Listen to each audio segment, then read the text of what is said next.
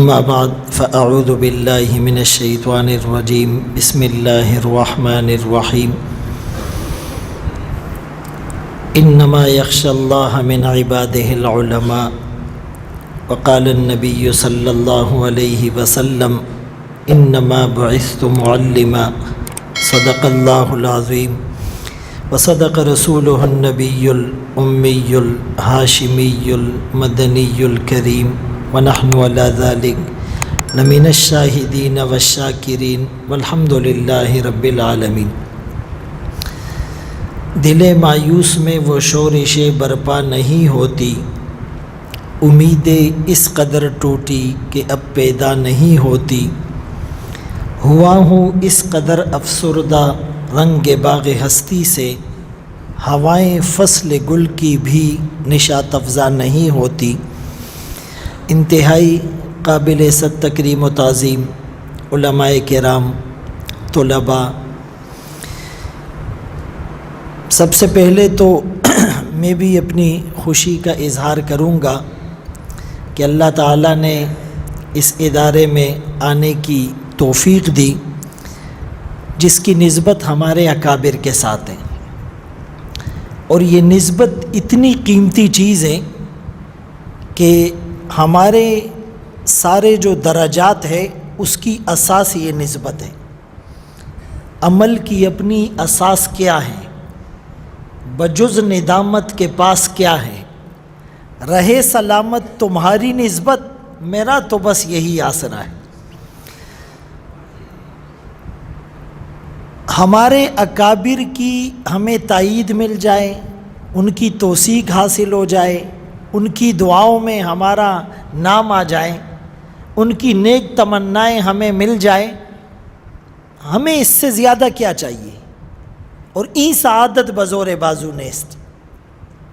مجھے ایک جملہ یاد آیا کہ 1999 میں 99 میں یعنی آج سے 25 سال پہلے میں نے ایک آرٹیکل پڑھا، ایک یہودی نے لکھا کہ مستقبل میں مسلمانوں کو مارنے کے لیے ہمیں جنگوں کی ضرورت نہیں ہوگی، دو چیزیں مسلمان میں داخل کر دو، مسلمان مقابلے کا نہیں رہے گا۔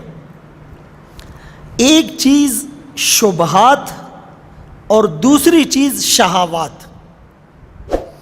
شبہات کیا ہے؟ کہ زکوٰۃ دینے سے کیا فائدہ؟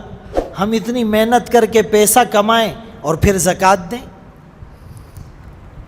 اور حج کے بارے میں یہ کہنا کہ جی لاکھوں روپے دے کر حج کرنے سے اور بار بار عمرہ کرنے سے کیا بنتا ہے؟ کسی غریب کی مدد ہو، کسی بے گھر کو گھر دیا جائے، کسی بیمار کا علاج کیا جائے۔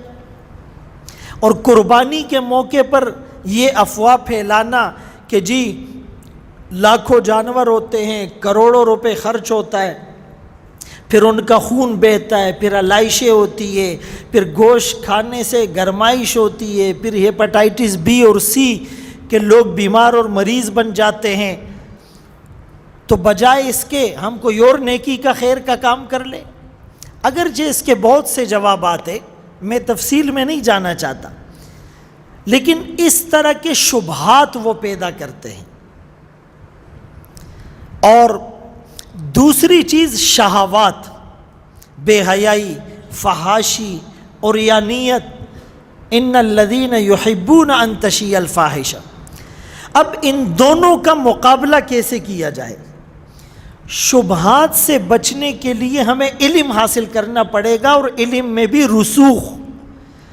جب قرآن اور حدیث کا علم ہوگا اور اس میں رسوخ ہمیں حاصل ہوگا تو کسی ملحد یا کسی منکر حدیث یا کسی ایتھیسٹ یا کسی سیکولر یا کسی فاشسٹ کی چال میں ہم نہیں آ سکتے۔ قرآن اور سنت کے علم میں وہ اٹریکشن اور پاور ہیں، وہ نور ہے جو ہمیں اس کے شبہات سے محفوظ رکھے گا۔ تو پہلی توجہ تو آپ نے دینی ہے علم پر، اور جیسے ڈاکٹر صاحب فرما رہے تھے کہ اس وقت سارا فوکس اسی علم پر ہو۔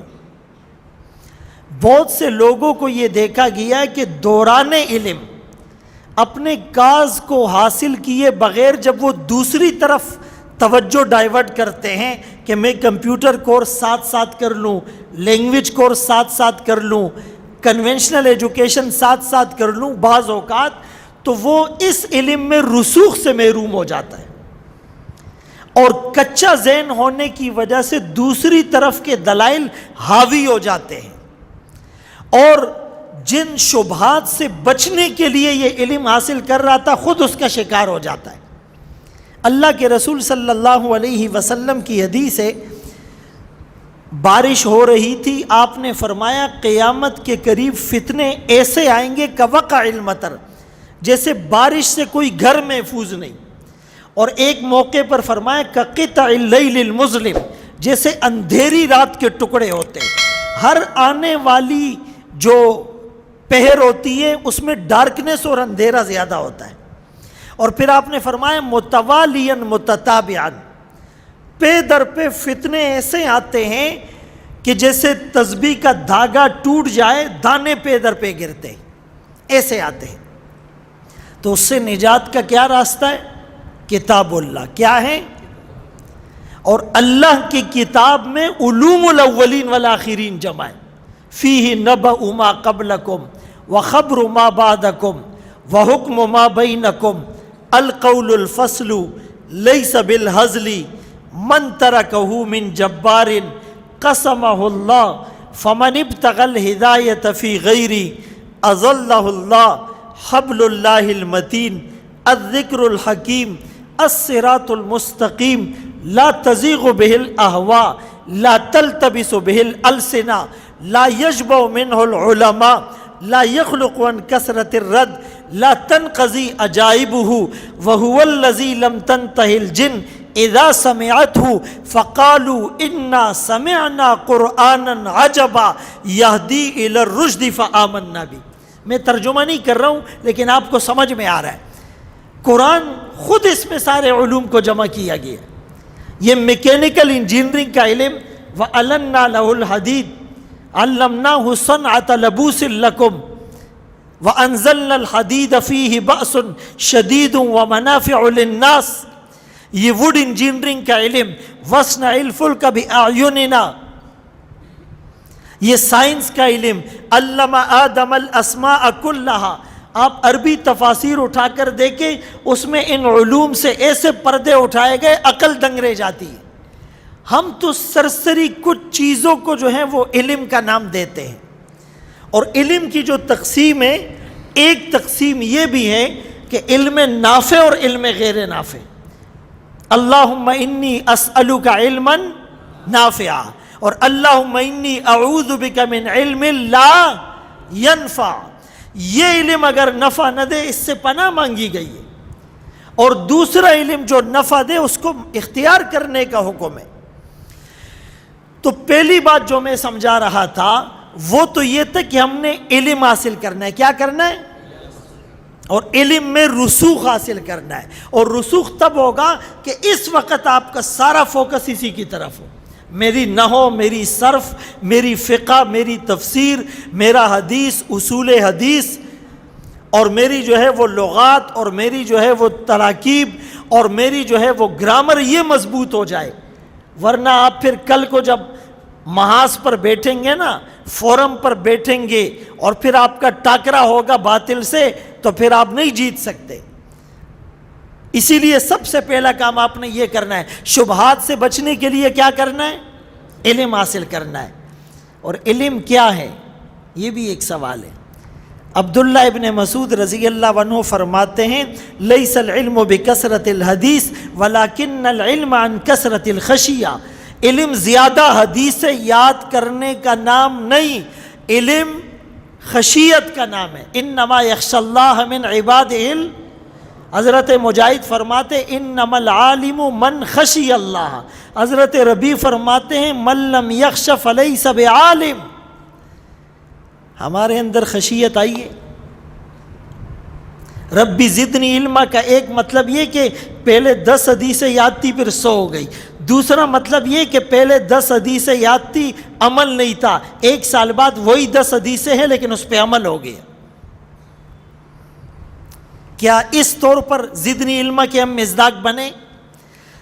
مدرسے میں آنے سے پہلے بھی تہجد نہیں تھی، اب بھی نہیں ہے۔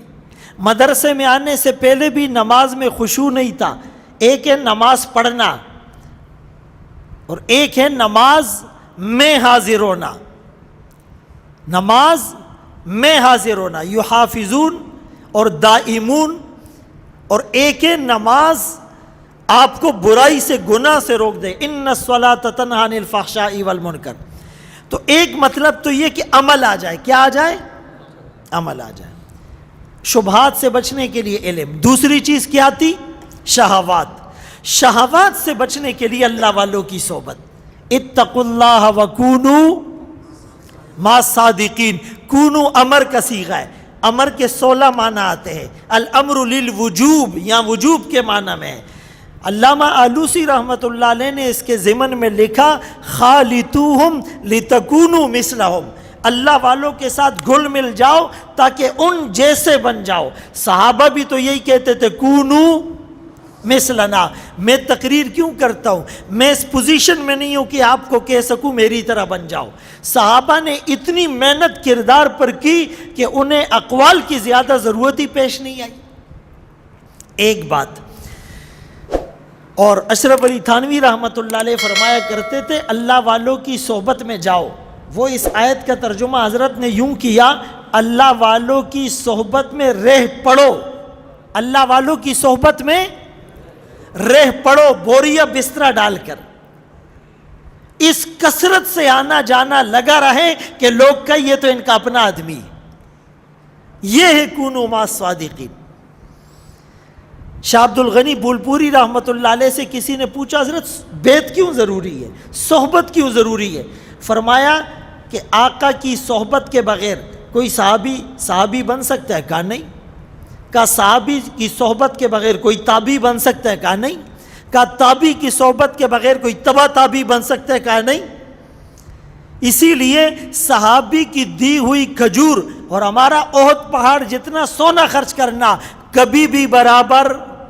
هل يستوي الذين يعلمون والذين لا يعلمون، هل استفہام انکاری ہے، کبھی برابر نہیں ہو سکتے۔ وما يستوي الاعمى والبصير ولا الظلمات ولا النور ولا الظل ولا الحرور وما يستوي الاحياء ولا الاموات۔ تو شہوات سے بچنے کے لیے کیا کرنا پڑے گا؟ ڈرامے، فلمیں، لڑکیاں، ہاسپٹل میں کاؤنٹر پہ لڑکی، اسکول میں ریسیپشن پہ لڑکی، ڈائیو میں بس ہوسٹس لڑکی، جہاز میں ایئر ہوسٹس لڑکی، نیوز والی لڑکی، ان سے بچانے کے لیے ہمیں کیا کرنا پڑے گا؟ اللہ والوں سے بیعت ہونا پڑے گا، ان کی صحبت اختیار کرنی پڑے گی۔ اور ان کی صحبت کا ایک طریقہ ان کی سوانح آیات اور ان کی آپ بیتی کو پڑھنا۔ غالباً شیخ الحدیث مولانا زکریہ رحمۃ اللہ علیہ نے ایک جگہ لکھا، کسی نے ان کے بارے میں، کہ اگر کسی کو کسی اللہ والے کی صحبت میسر نہ ہو وہ 2 کام کرے، آپ بیتی پڑھے اور درود شریف پڑھے، اس کو وہی نورانیت نصیب ہو جائے گی۔ تو کم از کم یہ تو آپ کر سکتے ہیں، آپ بیتی ہیں اور حضرات کے جو سوانح عمری ہیں وہ آپ لیں اور اس کو پڑھیں۔ درود شریف کی کثرت ہو، نظروں کی حفاظت جب تک نہیں ہوگی علم بھی نہیں آئے گا، استحضار بھی نہیں آئے گا، عمل کی توفیق بھی نہیں ہوگی۔ اللہ ہم سب کو ان باتوں پر عمل کی توفیق نصیب فرمائے۔ وآخر دعوانا الحمدللہ رب العالمین۔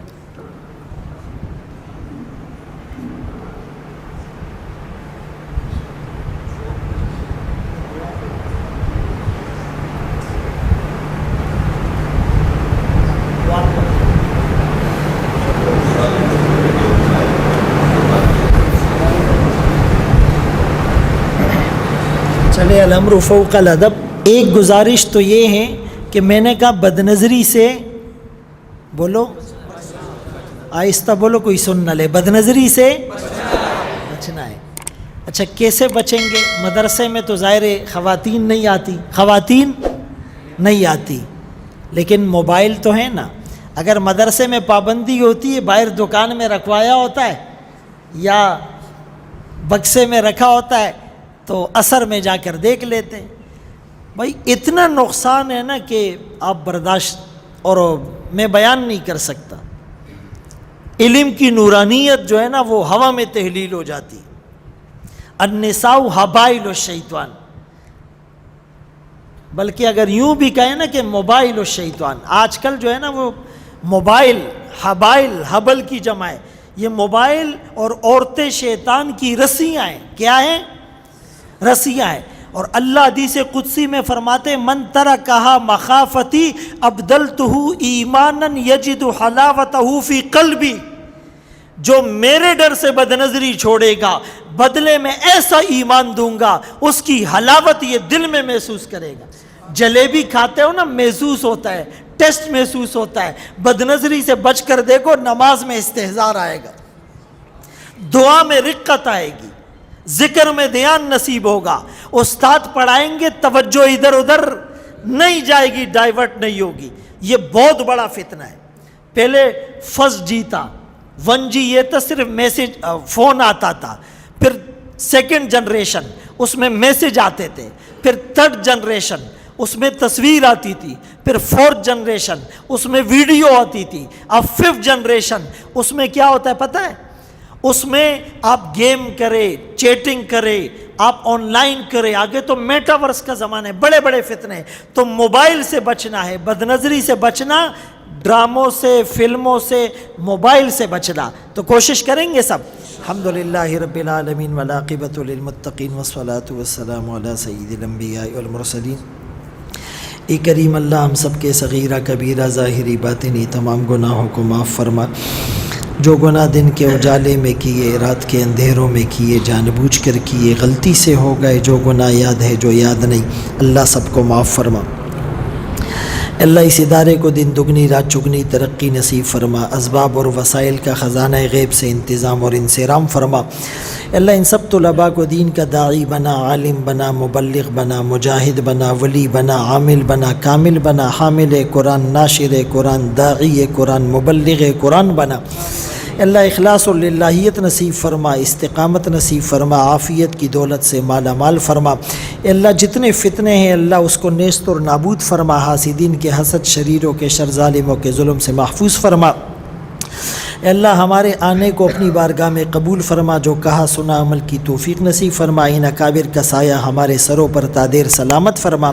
ربنا تقبل منا انك انت السميع العليم وتب علينا انك انت التواب الرحيم. وصلى الله تعالى على خير خلقه محمد وآله واصحابه اجمعين برحمتك يا ارحم الراحمين.